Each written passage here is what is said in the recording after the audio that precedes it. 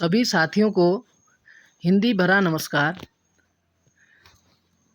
14 सितंबर राष्ट्रीय हिंदी दिवस की सभी हिंदी प्रेमियों को बहुत बहुत बधाइयाँ, बहुत शुभकामनाएँ। साथियों, हिंदी से प्रगति चैनल में आप सभी का स्वागत है। हमारा ये हिंदी से प्रगति चैनल अब पुनः सक्रिय रूप में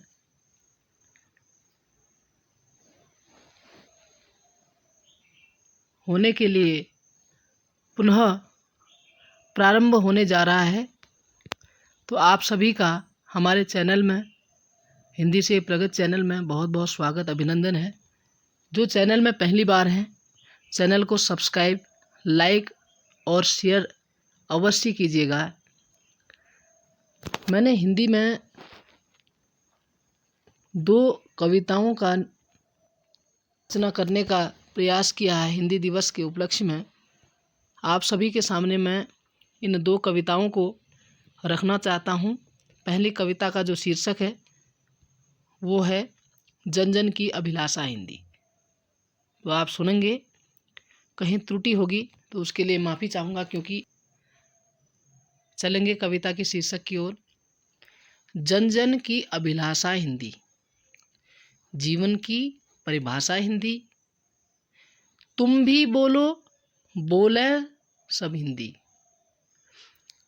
पुण्य धरा की शान है हिंदी, तुम सुनते हो बसते हो ना, रटते रचते करते हो ना, क्योंकि जन जन की अभिलाषा हिंदी, जीवन की परिभाषा हिंदी। शीर्ष शिखर तक प्यारी हिंदी। आज भले कोई माने या ना माने, लेकिन जो हमारी हिंदी है वो शीर्ष शिखर तक पहुंची है।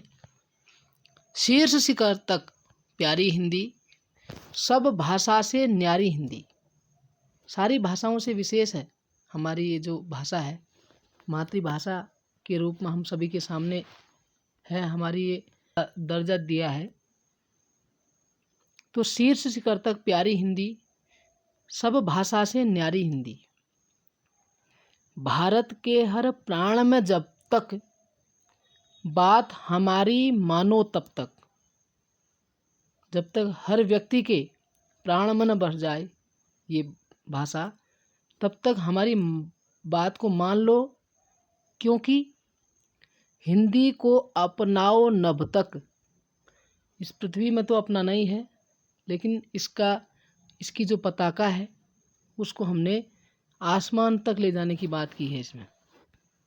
तो शीर्ष शिखर तक प्यारी हिंदी, सब भाषा से न्यारी हिंदी, भारत के हर प्राण में जब तक बात हमारी मानो तब तक, हिंदी को अपनाओ नभ तक, क्योंकि जन जन की अभिलाषा हिंदी, जीवन की परिभाषा हिंदी।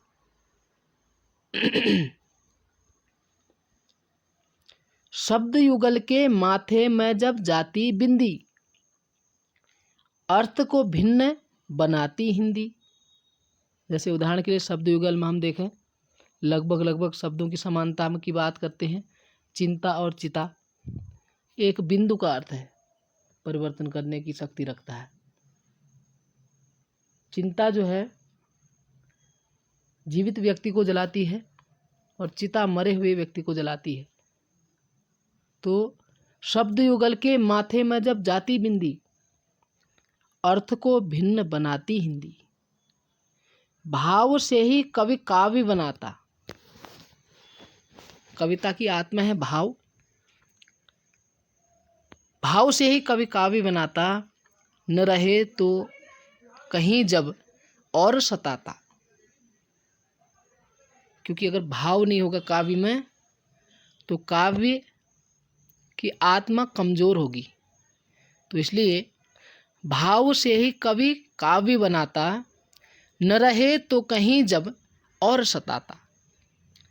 सच है नर तो सब जानो तुम, सच है नर तो सब जानो तुम, क्योंकि जन जन की अभिलाषा हिंदी, जीवन की परिभाषा हिंदी। हिंद हमारा कण कण में हिंदी। हमारे देश में कण कण में है हिंदी, अणु अणु में हिंदी है, चारों तरफ हिंदी है, चारों ओर हिंदी है। हिंद हमारा कण कण में हिंदी, हम सब की मनोभाव है हिंदी, तुमको हम समझाते आए और बात बताते राह दिखाते। हिंद हमारा कण कण में हिंदी, हम सब की मनोभाव है हिंदी, तुमको हम समझाते आए बात बताते राह दिखाते। अब तो तुम अपनाओ हिंदी, क्योंकि जन जन की अभिलाषा हिंदी, जीवन की परिभाषा हिंदी। ये मेरी जो है प्रथम कविता का समापन हुआ। अगली जो कविता है उसको मैंने जो है सत्य कहाँ है नामक शीर्षक से लिखी है, क्योंकि कलिकाल में कलयुग की जो छाया है या कहें परछाई है, इसने सत्य को खो दिया है। तो मेरी जो कुछ पंक्तियाँ इसमें लिखी है मैंने दूसरी कविता में, इन पंक्तियों में कवि सत्य को ढूंढता है, सत्य का अन्वेषण करता है, खोजता है कहाँ है सत्य।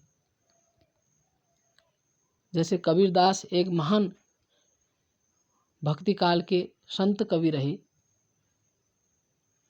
तो उन्होंने भी कहा कि कलयुग ऐसा है, कलयुग में ऐसा प्रभाव दिख रहा है लोगों का, सांच कहे तो मारन धावे, झूठे जगपति आना। कबीरदास जी कहते हैं कि कलयुग में लोगों का स्वभाव ऐसा बन गया है कि यदि कोई सच्चाई के मार्ग पर चल रहा है तो उसको मारने के लिए जा रहे हैं लोग, क्योंकि संसार में ऐसा बन गया है आज का ये कलयुग। यहाँ लोग झूठ का सहारा लेके जीवन में जीना चाहते हैं। तो उसी पर आधारित मेरी ये कविता है। अगर आपको जो शब्द मैंने रखे हैं ये पसंद आते हैं, या कहें कि आत्मसात कर लेते हैं, तो ज़रूर मेरा जो है उत्साहवर्धन करेंगे। तो सत्य कहाँ है कविता का शीर्षक है। चलते हैं पंक्तियों की ओर। साथ किसी का राह किसी को। आज व्यक्ति का जो दोहरा रवैया बना है, क्योंकि व्यक्ति साथ किसी का दे रहा है और राह किसी को दिखाता है। संवाद किसी से, गुमराह किसी को, किसी से संवाद करता है और गुमराह किसी और को कर रहा है। बन आज हुई सबको दुविधा, लोगों को दुविधा होगी है कि कहाँ एक सही मनुष्य खोजा जाए, कौन सही मनुष्य होगा, कौन सही व्यक्ति होगा, ये जो दुविधा बनी है। तो बन आज हुई सबको दुविधा, यही तो न थी मन की कविता। भाई किसी ने मन में नहीं सोचा था ऐसा कि इसका साथ जो है रहेगा व्यक्ति और राह किसी और को दिखाएगा। ठीक है, आप किसी और को राह दिखाइए, लेकिन जिसके आप साथ चल रहे हैं उसका तो कम से कम साथ दीजिए। और संवाद किसी से, गुमराह किसी को। तो ये जो दुविधा है, इन दुविधाओं को लेकर मनुष्य आज समाज में अपनी ख्याति प्राप्त करना चाह रहा है। तो सत्य कहाँ है? न्याय हो निज से, अन्याय अपर का। आज हर व्यक्ति कह रहा है कि भाई मुझे न्याय चाहिए, चाहे किसी का अन्याय हो या कुछ हो, क्योंकि व्यक्ति इतना स्वार्थपरक बन गया है कि वो अपने लिए ही केवल न्याय चाह रहा है, और अन्याय चाहे किसी का हो लेकिन मेरा ना हो, ऐसा सोच रहा है व्यक्ति। क्योंकि आत्मनः प्रतिकूलानि परेशान न समाचरेत कहा गया है जबकि हो है ये कि जो चीज़ हमको या हमको जो है प्रतिकूल दिखती है या जो हमारे स्वभाव को प्रतिकूल लगती है, तो ऐसा व्यवहार आप किसी से ना कीजिए। लेकिन इसमें दोहरा रवैया दिख रहा है व्यक्ति का कि न्याय हो निज से, अन्याय अपर का, काज हो मुझसे, मान किसी का। कि व्यक्ति अपना स्वार्थ में इतना डूब गया है कि वो काम किसी से करता है और सम्मान किसी को कर रहा है। ठीक है, आपको सम्मान सबका करना चाहिए, लेकिन जिस व्यक्ति से कार्य है उसको धन्यवाद तो कम से कम हम बोल ही सकते हैं। तो न्याय हो निज से, अन्याय अपर का, काज हो मुझसे, मान किसी का। कलयुग में कलिकाल की छाया, कलयुग में कलिकाल की छाया, देखो देखो संसार की माया, सत्य कहाँ है। राग अलापे जब हो संकट, व्यक्ति स्वार्थ में इतना खो जाता है कि तब राग अलापता है जब वो संकट में होता है, दुख में होता है। कह रहे राग अलापे जब हो संकट, ना हो मेरे पैरों में कंकड़। आदमी कहता है भैया दूसरे का कुछ हो जाए लेकिन मेरे पैरों में तो कांटा नहीं चुभना चाहिए। तो ये स्वार्थ, व्यक्ति के स्वार्थ को स्पर्श करती हुई ये पंक्तियां हैं। राग अलापे जब हो संकट, ना हो मेरे पैरों में कंकड़, निज स्वार्थ के खातिर हो जब तुम, सब साथ न थे कभी पास न थे। भाई जब निज स्वार्थ में इतने खो जाओगे तो एक दिन व्यक्ति को तो पता लग ही जाएगा। तो फिर क्या होगा कि कोई किसी आपके साथ नहीं होगा, कभी आपके पास नहीं होगा। तो इसलिए सत्य कहाँ है।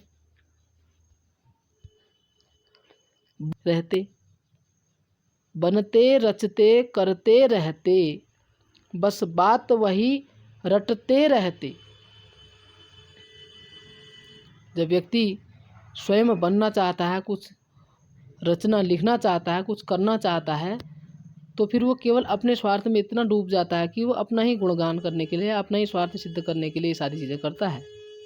और करते ही नहीं, नर के ही नहीं, कभी किसी अपने केवल आत्म केंद्रित के अतिरिक्त वो कभी किसी व्यक्ति का जो है भला नहीं करना चाह रहा है। तो करते ही नहीं, नर के ही नहीं, पर उपकार करे ही नहीं। दूसरे का कभी उपकार नहीं किया, दूसरे की कभी भलाई नहीं की, और अपने स्वयं में इतना आत्म केंद्रित रह गया, स्वयं के लिए सोचा केवल। तो इसलिए सत्य कहाँ है। जो छद्म करे कुकर्म करे, जो व्यक्ति छद्म करे, छल कपट करे, कुकर्म करे, पल पल में सदा ही भक्ति भरे। आज व्यक्ति इतना बगुला भगत बन गया है, छद्म कर रहा है, कुकर्म कर रहा है, और भगवान की भक्ति दिखाने के लिए भक्ति कर रहा है, दिखाने के लिए केवल बाह्य आडंबर। तो जो छद्म करे कुकर्म करे, पल पल में सदा ही भक्ति भरे, अब वाद नहीं विवाद नहीं। इसलिए ऐसे व्यक्तियों के साथ न कभी वाद करना है, न कभी तर्क करना है, न विवाद करना है। और मिथ्या कहकर अब राज नहीं, झूठ बोलकर या ऐसे झूठे लोगों का साथ देकर कभी भी जो है राज नहीं करना है इनके ऊपर। क्योंकि पंक्ति में कहे हुए जो शब्द हैं, उन शब्दों के माध्यम से जो मेरी पंक्ति का शीर्षक है, कविता का शीर्षक है, सत्य कहाँ है। कर पाप तुम हो जग में। कि व्यक्ति यदि पाप करता है तो धरती छोड़ के तो जा नहीं सकता। तो इसमें कहा गया है कि कर पाप तुम हो जग में, साकार वही जो दिखे नर में। भाई तुम पाप करोगे, संसार में ही रहोगे ना, और जब ईश्वर मनुष्य के रूप में, साकार रूप में प्रवेश होंगे तो फिर क्या होगा। जब ईश जगह निशेष न था, तब भक्ति का राग विशेष न था। भाई केदारनाथ 2013 में आपदा आई, लोगों ने इतना पाप किया, तो ईश्वर ने अपना हिसाब लिया। अभी आपने चमोली धराली में देखा, आपदा आई तो इतना पाप बढ़ा, इतना जो है दुराचार बढ़ा, असंतुलन हुआ। तो वहाँ क्या हुआ, जब ईश जगह नहीं शेष न था, जब भगवान जागे तो वहाँ कुछ नहीं बचा फिर। तब भक्ति का राग विशेष न था। अब भगवान की भक्ति करने से कुछ फायदा थोड़ी है। इसलिए सत्य कहाँ है। जग में रहकर अकर्म बना। व्यक्ति आज संसार में रहकर अकर्मणी बना है, और पग में पग रख कर नर्म बना। एक व्यक्ति खुद अकर्मणी बना है, और यदि कोई व्यक्ति दूसरा कुछ करता है तो उसके पैर में पैर रखकर उसकी गति को रोकने का कार्य करता है, लेकिन लोगों के सामने वो नर्म बना रहता है, बिल्कुल एकदम मुँह मियाँ मिट्ठू जिसे कह सकते हैं हम। तो जग में रहकर अकर्म बना, पग में पग रख कर नर्म बना। अब दम्भ भरा न रहा न रहे।